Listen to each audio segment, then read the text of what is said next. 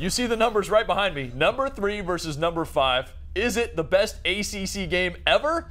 We're hoping to see it Saturday night in Death Valley. I'm Jeff Fischel with Renaldo Wynn. Florida State and Clemson. Renaldo, let's talk about the three things to watch. Number 1, come on, Tajh Boyd versus Jameis Winston.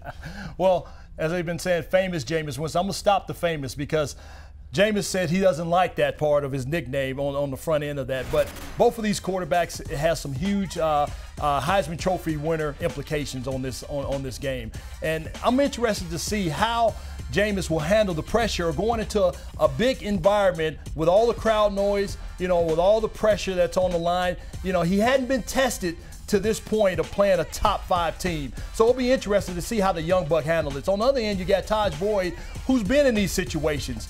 So is this his time to shine?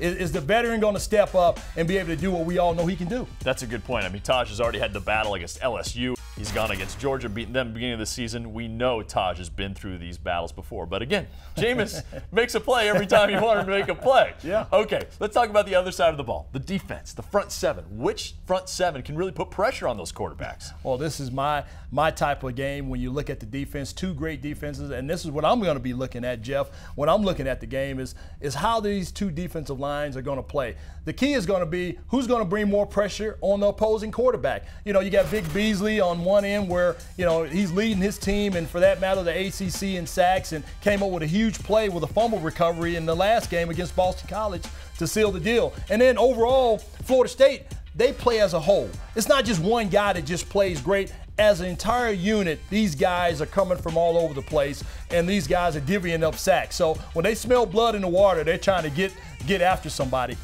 A third matchup, one I'm really fascinated to watch.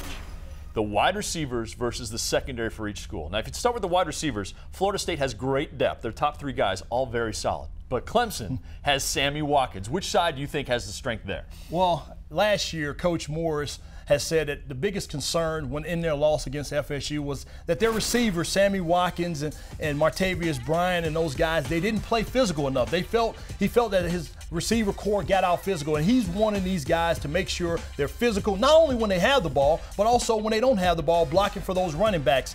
And then also you have on the Florida State side where, as a whole, again, they have a talented unit. They continue to make sure they stay open because they know that Jameis is going to run and try to make something happen. So the coach is definitely saying the play is never over. Continue your routes, try to get open because he's going to get the ball to you eventually. I will say this, that Florida State secondary, no one likes throwing against them. They have the fewest pass attempts against them in the ACC. That secondary is really shut down, led by LaMarcus Joyner. He's Renaldo Wynn. I'm Jeff Fischel. We're as excited as you are about Saturday night. You're watching the ACC Digital Network.